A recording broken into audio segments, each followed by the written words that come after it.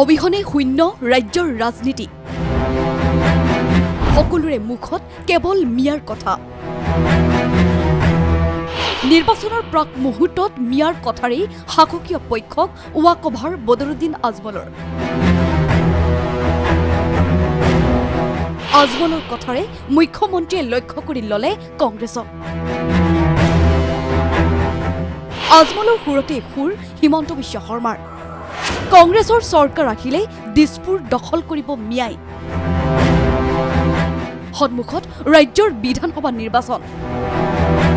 নিৰ্বাচনৰ দিন চমু চাপি অহাৰ লগে লগে ৰাজ্যত বৃদ্ধি পাইছে নেতাৰ চুপতি নেতাৰ এই চুপতিৰ কেন্দ্ৰবিন্দু মিয়া চুপতিৰ আৰম্ভণি আজমলৰ সংখ্যালঘুৰ স্বয়ম্ভূ ত্ৰাণকৰ্তা বদৰুদ্দিন আজমলৰ ঘোষণা মিয়া মিয়া কৰি থাকোঁতে ক্ষমতালৈ আহিব মিয়া তাৰ পিছতেই মুখ্যমন্ত্ৰীৰ প্ৰত্যুত্তৰ আজমলে যি কৈছে ঠিকেই কৈছে 10 বছৰৰ ভিতৰত দিছপুৰলৈ আহিব মিয়া আজমলৰ প্ৰত্যুত্তৰ দিবলৈ গৈ মুখ্যমন্ত্ৰীৰ আক্ৰমণ কংগ্ৰেছক प्रथमे सुनक की কৈছিল बदरुद्दीन आजमले एक हेमंत विश्व शर्मा के चिल्लाने से कोई जंगल खाली नहीं होता चिल्लाने दो मियाँ मियाँ करने दो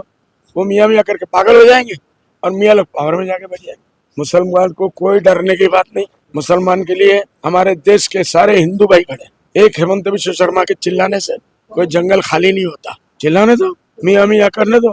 वो मियाँ मियाँ करके पागल हो जाएंगे और मियाँ लोग पावर में जाके बैठ जाएंगे শুনিলেনে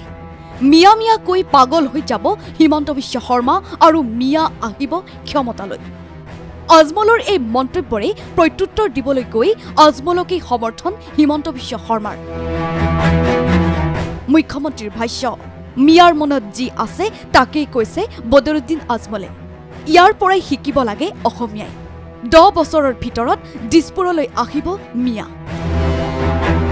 কংগ্ৰেছৰ চৰকাৰ আহিলে দিছপুৰ দখল কৰিব মিয়াই শুনক মুখ্যমন্ত্ৰীৰ সেই ভাষ্য আজমলে যেটো কৈছে হেতুটো ময়ো কৈ আছো যে যদি অসমীয়া মানুহ সাৰ নাপায়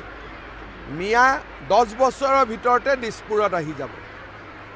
আৰু তেওঁলোকৰ মনত যেটো আছে সেইটো আজমলে মুখেদি কৈছে গতিকে এই কথাটোৰ পৰা অসমীয়াই শিকিব লাগে যে আমি কেনেকৈ মিয়াক ৰখাব পাৰোঁ যদি কংগ্ৰেছৰ চৰকাৰ হয় ৰাজধানীটো মিয়াই দখল কৰি ল'ব